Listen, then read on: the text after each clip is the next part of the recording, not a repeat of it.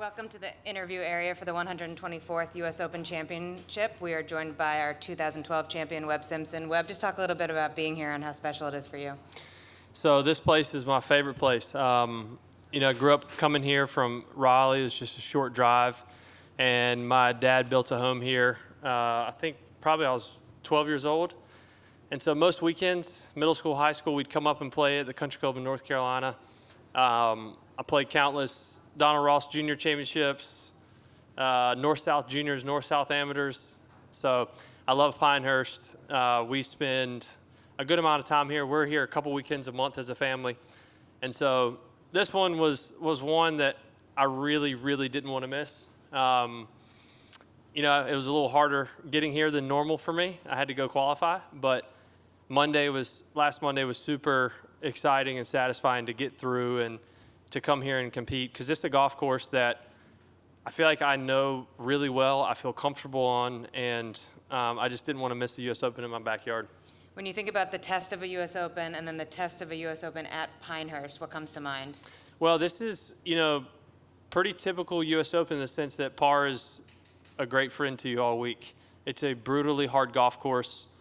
I think what Martin Keimer did in 2014 was incredible.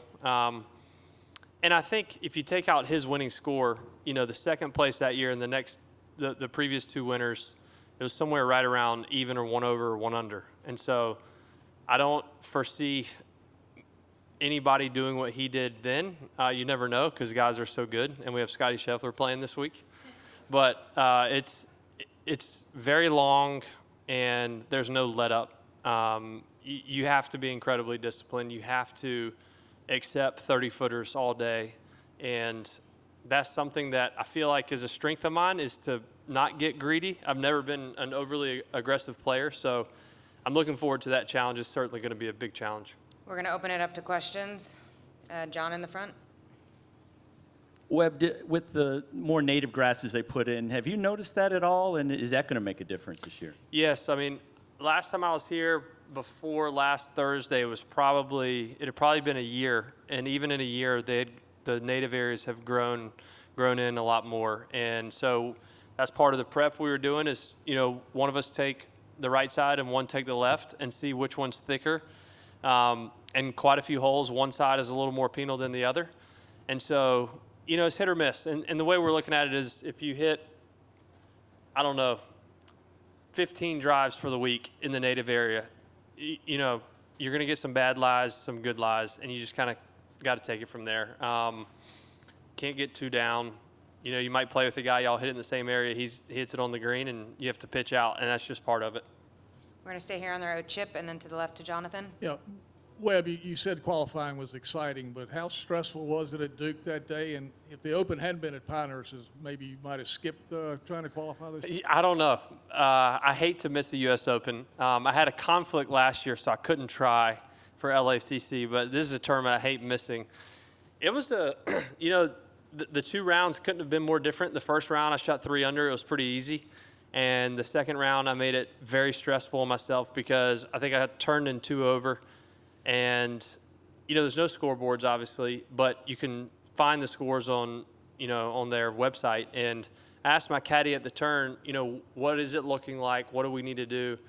And at the time when I asked him, it looked like I needed to shoot minimum 3, if not 4 or 5 on the back. And I made a few birdies, but then I bogeyed 17. And when I bogeyed 17, I thought for sure there was no chance even of a playoff with a birdie on 18. So I asked him, and I said, we're out of it, right? And he says, no. Par, you have a chance for a playoff. Birdie, definitely a playoff, maybe even get in with no playoff. So I got all excited again, made it 15-footer on the last hole, which was a great feeling because I knew making that putt, I was going to have a chance at least in a playoff. So that is it's a long day, especially for someone who understands how sweet it is to be in a major, especially U.S. Open here at Pinehurst. It was like there was that pressure on me, but I think it was good and bad. I think the good was it allowed me to really take the qualifier serious, do my prep work beforehand, and don't take it for granted. And, I'm so happy. the scores weren't that good the second round because it got a little tricky, but it was good enough. Jonathan and then Bob. Yeah. When you think about Pinehurst, is there memories that come right to mind? Is there a round or a hole or anything? What's something that pops in your mind first? Well, I said this the other day. I'd never won the Putter Boy Trophy, so I never won the Donna Ross Jr. or the North-South Jr. or the North-South Am. But my father and I, we won the Donna Ross father-son the one day. They always did it the day after. And it was alternate shot. We were in a playoff. And in the playoff, my dad drove in the fairway. I hit it to 3 feet, and then he made it for us to win. And he looked, I was so excited. He looked at me like he was mad at me. And I'm like, what? We just won. And he's like, don't ever do that to me again. Like, hit it to 20 feet. Don't hit it to 3 feet.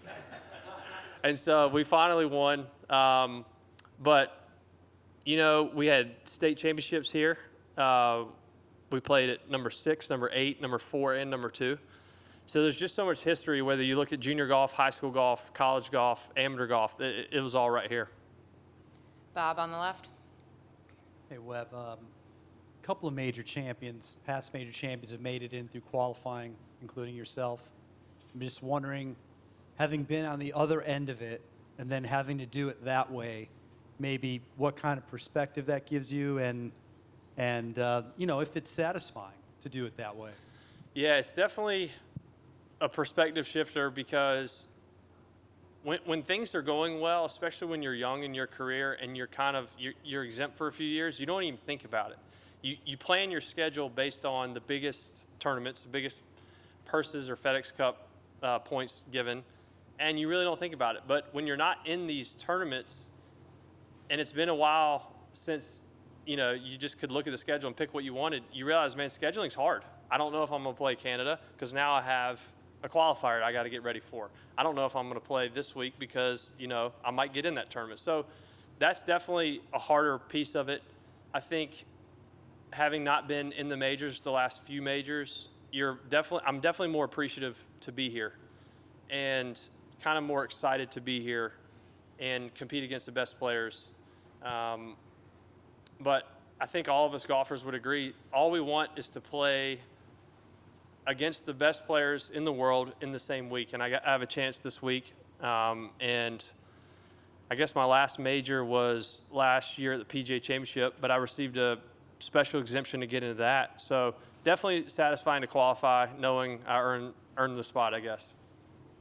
Also, just wanted to ask you, in your business role these days, I'm sure you saw where Rory said on the other day that he was actually fairly pleased with the way that their talks went on Friday with that transactional committee. And I realize you're not part of that, but you're part of the bigger picture. And do you have any update or sense from your perspective of where things stand right now? The only update that I really have is basically what you just said, that Friday went really well. I think there's positive momentum going right now. I think both sides seem to not only be engaged, but want to continue to be engaged as much as possible. And that feels good. It feels good that we're finally at a place where I think we all want similar things, and we all recognize that the game of golf is healthier when we're moving in this direction. There's so much excitement with so many guys playing well. Scotty dominating. I almost feel the excitement in the air this week already on a Monday, and so I think Rory's right, and he knows more than I do at this point. But I'll know a lot more come Tuesday next week after our board meeting. Back right to Luke. Hey, Webb, you mentioned Scotty a couple times. I'm just curious on your perspective as someone who's been doing this for a while now, what he's done, really even just this summer, the way that he's kind of come out on the hardest courses and played as well as he had, and how hard that really is. Yeah, it's probably what happened the early days with Tiger. You kind of get used to it, so it becomes less of a big deal. You know, it's almost like an afterthought. Oh, Scotty won again this week. He's doing everything exceptionally well, and I think what people don't talk about enough is like his attitude and the way he thinks. You know, he makes less mistakes than everyone else. He does what you would expect a pro to do. He capitalizes on, you know, wedge shots and par fives, but he just doesn't really make mistakes, and he's so hard to beat, which is, you know, probably makes Davis Riley's win at Charles Schwab even that much sweeter to him because he was able to get them. You know, the rare time we all see it, but to play this well for this amount of time, I mean, it's been a couple years where he's for sure the guy to beat every week. It's fun to watch, and I don't see any reason that he's going to slow down anytime soon. And he just had a baby. So I think all the players are like, man, maybe he's sleep deprived, but even if he is, he's still winning. So good for him. On the left, Lee. Webb, what have you seen with the preparation of the green surrounds? Or is it the same as 2014? And what are your thoughts on just how to play those recovery shots when you miss a green? Yeah, they're pretty similar to 14 from what I remember. And I'm using 3-wood, which I never used throughout the year. But I did it in 14. I saw somebody doing it, and they made it look really easy. So I tried it, put it in play that week, and I haven't done it since the 2014 U.S. Open. But already I'm realizing it's pretty easy. I got a lesson from Chesson Hadley. He's really good at it. And I think that why I love it is it comes off the face a little quicker than a putt. And it's just hard to have consistent contact chipping the ball because every lie around these greens, everywhere you go, side, front, doesn't matter, it's into the green.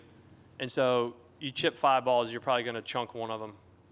And a quick follow-up, having known the golf course from years back, when you came back in 14 and the 4th and 5th holes had been flopped from pars on the 2 holes, what were your thoughts on that, and how does it affect the way those 2 holes play now? I think the correct order is how they have it now. You know, 4 is more of a par 4 green. It receives shots a lot better. 5 is a little more diabolical, which I think par 5 greens should be a little harder. And so I think it makes sense, and they had the land to do it on the 5th hole. And so, I mean, look, 4 is still 525, I think. And so it's still a very hard hole, but definitely makes more sense, I think, with the flow of the golf course to do it that way. Just a few more back on the right, Chip and John. Yeah, Webb, you mentioned your dad, Sam, and winning with him the tournament down here. Just U.S. Opens are always on Father's Day weekend, seems like. And just what do you think your emotions will be this week, and what lessons did you learn from your dad? Well, I think about him every day. I really do. This Pinehurst was where he was his happiest. You know, we lived in Raleigh. He worked really hard, but when he would come to Pinehurst on a Friday, you know, you'd really see him kind of decompress, and he loved to play golf. So I do think about him every day. You know, I probably think about him more here than anywhere, especially in CCNC, where our house is. And he would be thrilled to death that I qualified. I think he'd have been a nervous wreck on Monday, but he'd have been here walking with me in the practice rounds. And I think, what did he teach me? He taught me so many things. You know, I was actually thinking about that recently. I had a friend text me yesterday who's on tour, and he said he's watching his son playing a junior tournament. He saw another kid move his ball in the rough, and the kid didn't know he was watching or anyone saw it. So my friend's texted me. He says, do you think I should go tell his dad? I'm like, yeah, definitely tell his dad. But that was one thing my dad taught me, was always do the right thing. Golf's a game of integrity more than any other sport probably, and you gotta call penalties on yourself if it happens.